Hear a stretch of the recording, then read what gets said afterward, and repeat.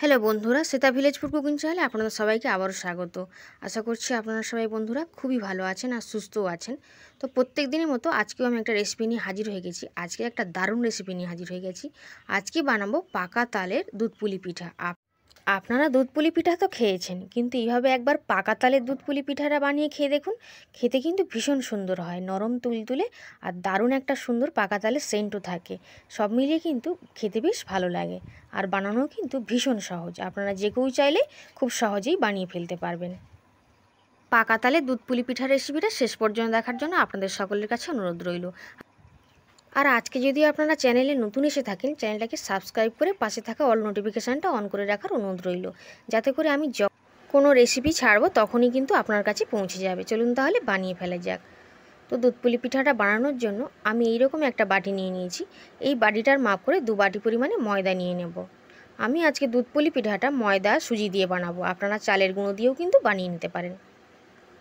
তো এক বাটি প্রথমে নিয়ে নিলাম, আর এক বাটি নিয়ে নিয়েছি। মোট এই বাটিটার মাপ করে 2 বাটি নিয়ে নিয়েছি।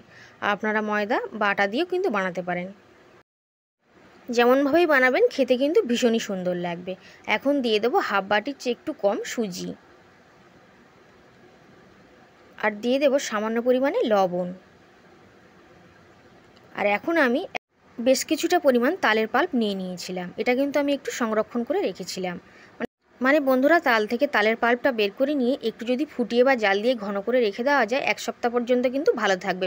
এখন সমস্ত তালের পাল্পটাকে আমি দিয়ে দিচ্ছি, আর এটা কিন্তু বেশ ঘনই আছে, তাই এইটুকু হলেও কিন্তু অনেকটা তালের পাল্প আছে। আর দিয়ে দেবো একটু চিনি, 3 চামচ মতন চিনি দিয়ে দিলাম, কারণ তাল স্বাদে একটু কিন্তু তেতো হয়। সব কিছুকে একসঙ্গে দিয়ে নিয়েছি, আর খুব ভালো করে তালের পাল্পটা দিয়ে কিন্তু মাখতে হবে। আর শেষে যদি একটু জলের প্রয়োজন পড়ে তাহলে দেবো, না হলে কিন্তু দেবো না। তালের পাল্পটা দিয়েই মাখতে হবে।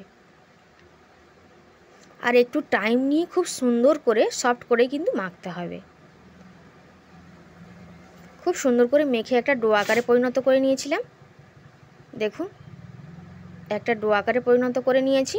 আর এখন কিন্তু এইভাবে মেখে নিয়ে একটু ঢাকনা দিয়ে ঢেকে রেখে দেবো, তাতে করে চিনিগুলো কিন্তু খুব সহজে মেল্ট হয়ে যাবে। এখন একটা ঢাকনা দিয়ে ঢেকে কিছুক্ষণের জন্য রেখে দিলাম। আর ঠিক সেই সময় আমি পুরটা বানিয়ে নিচ্ছি। একটা কড়া বসিয়ে দিয়েছিলাম, কড়াতে একটু জলও রেখেছি। আর তারপর দিয়ে দিচ্ছি একটা নারকেলকে কুড়িয়ে নিয়েছি, সেটা দিয়েছি। আর দিয়ে দিচ্ছি হাফ বাটি পরিমাণে চিনি, আপনারা আখের গুড় বা যে কোনো গুঁড়ো দিতে পারেন।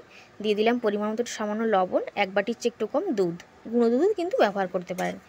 আর এখন গ্যাসটাকে অন করে দিলাম, দিয়ে একটা নারকেলের পুর বানিয়ে নেব। এইভাবে নারকেলের পুরটা বানিয়ে দেখবেন, খেতে কিন্তু দারুণ লাগে। আর এই পুরটা বানিয়েও কিন্তু আপনারা একটু রেখেও দিতে পারেন। এখন পুরটাকে এইভাবে নাড়াচাড়া করে একটু শুকনো শুকনো বানিয়ে নেব।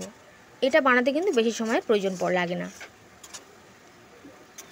দেখুন, কিছুক্ষণের মধ্যেই বেশ শুকনো শুকনো হয়ে গেছিলো। আর একটু ঠান্ডা হয়ে গেলে কিন্তু আর একটু শুকনো হয়ে যাবে। এখন গ্যাসটাকে অফ করে আমি এটা ঢাকনা দিয়ে রেখে দিচ্ছি।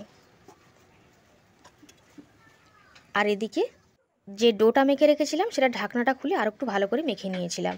আর এখন অল্প অল্প করে এভাবে অংশ কেটে নিতে হবে, আর এরকমভাবে হাতের মধ্যে রেখে গোল বলের মতন বানিয়ে নিতে হবে। নিয়ে একটু চ্যাপটা করে আর অল্প একটু ময়দা দিয়ে এইভাবে একটা খুলি বানিয়ে নিতে হবে। আপনারা যেমন সুবিধা হবে তেমনভাবেই কিন্তু একটা খুলি করে নেবেন, মানে পুরটা যাতে তার মধ্যে দেওয়া যায়। তো এরকমভাবে একটা খুলি বানিয়ে নিয়েছি, আর পুরটাকে তার মধ্যে দিয়ে দিচ্ছি, মানে নারকেলের পুরটাকে দিয়ে দিচ্ছি। আর এইরকম সুন্দর করে মুড়ে দিতে হবে। আমি খুব একটা ভালো মুড়তে পারি না, তবে চেষ্টা করছি। তো এরকমভাবে সুন্দর করে মুখটা একটু মুড়ে দেব, যাতে করে বন্ধুরা মুখটা এতটাই সুন্দরভাবে মুড়তে হবে যাতে দুধে যখন ফোটানো হবে তখন যেন খুলে না যায়। আর এইভাবে একটু ডিজাইন মতন করে দিচ্ছি, মানে আমি এটাই পারি আর কি, একটু অল্প করে এটাই পারি, তো ওই জন্য আমি এইরকম একটা ডিজাইন করে নিচ্ছি। তো এইরকম দেখতে হয়েছে। তো আপনারা যেমন পারবেন সেরকম একটা ডিজাইন করে নেবেন, খেতে কিন্তু ভীষণ ভালো হয় ডিজাইনটা যেমনই হোক। তো আমি আর একটাকে এরকমভাবে খুলি বানিয়ে নিয়েছি, আর এরকম সুন্দর করে মুড়ে দিচ্ছি। তো সুন্দর করে একটু মুড়ে নিয়েছি, আর ওই রকমভাবে একই রকম ডিজাইন করে নিচ্ছি। এইভাবে আমি সমস্ত পুলি পিঠাগুলো বানিয়ে নিয়েছি।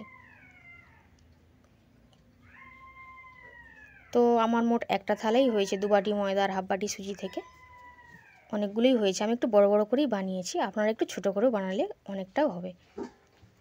তো আমার এক থালাই হয়েছে। এখন আমি এগুলোকে সেদ্ধ করতে চলে যাব, দুধে ফোটাতে চলে যাচ্ছি। তো 1 কেজি মতন দুধ নিয়ে নিয়েছি, এটা গরুর দুধ আছে। আর এই দুধটা কিন্তু আগে থেকে ফুটিয়ে জাল করাও ছিল, তো আমি আরেকটু ফুটিয়ে নেব। আর সাথে করে আমি হাফ বাটি পরিমাণে চিনি দিয়ে দিলাম। তো মিষ্টির পরিমাণটা আপনারা যেমন খাবেন কিন্তু দুধে সেরকম মিষ্টি কিন্তু দেবেন। দুধটাকে খুব ভালোভাবে কিছুক্ষণ আমি ফুটিয়ে নিলাম আবারও। চিনিটা কিন্তু খুব সুন্দরভাবে মেল্ট হয়ে গেছিলো। এই সময় আমি পিঠেগুলোকে একটা একটা করে ছেড়ে দিচ্ছি। তো বন্ধুরা, সমস্ত সব পিঠেগুলোকে কিন্তু দুধের মধ্যে দিয়ে নিয়েছি।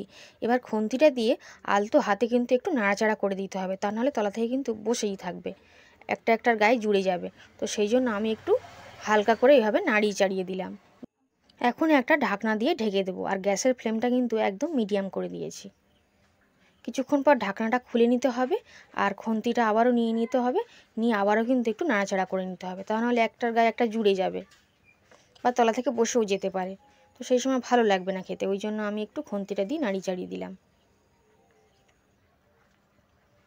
তো দেখুন, তারও কিছুক্ষণ পর আমি চলে এসেছি। এখন কিন্তু পিঠেগুলো আমার হয়ে গেছে, খুব ভালোভাবে সেদ্ধ হয়ে গেছে। একটাকে আমি একটু চেক করে নিয়েছিলাম, আর দুধটাও ফুটতে ফুটতে ঘন হয়ে গেছে। যদি আমি রেখে দিই ঠান্ডা হয়ে যাওয়ার পর কিন্তু আরও ঘন হয়ে যাবে। এখন গ্যাসটাকে অফ করে নামিয়ে নেব। আর পিঠেটা যখন হয়ে যাবে দুধের উপর কিন্তু এভাবে ভাসতে থাকবে। তো এখন গরমই রয়েছে, আমার কাছে সময় কম ছিল, তাই জন্য পিঠেটা ঠান্ডা করতে পারিনি। তো এই সময় আমি একটা প্লেটে কয়েকটাকে সাজিয়ে নিয়েছি, আর কিছুটা দুধও নিয়ে নিয়েছি। কতটা সুন্দর দেখতেও লাগছে দেখুন, আর দুধটা কিন্তু একেবারেই ঘন হয়ে গেছে। খেতেও কিন্তু ভীষণ সুন্দর হয়, যতটা সুন্দর দেখতে লাগছে। আপনারা বাড়িতে একবার না বানালে কিন্তু বুঝতে পারবেন না। তো এখন তো বর্ষাকাল, আর এখন কিন্তু প্রচুর পরিমাণে বাজারে তাল পাওয়া যাচ্ছে। আপনারা যে কোনো দিন তাল কিনে নিয়ে এসে, মানে ছুটির দিন যদি হয়, তাহলে এরকমভাবে পিঠে কিন্তু বানিয়ে নিতে পারেন। খেতে কিন্তু ভীষণ সুন্দর হয়।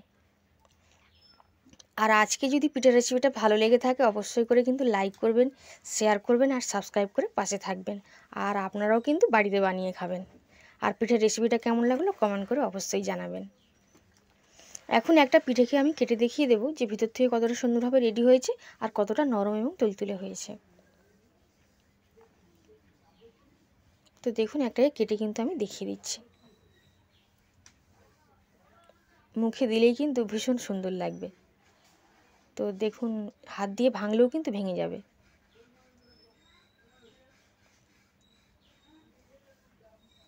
আজ তাহলে এই পর্যন্তই, আবার হাজির হয়ে যাব অন্য কোনো রেসিপিতে। আজ তাহলে আসলাম।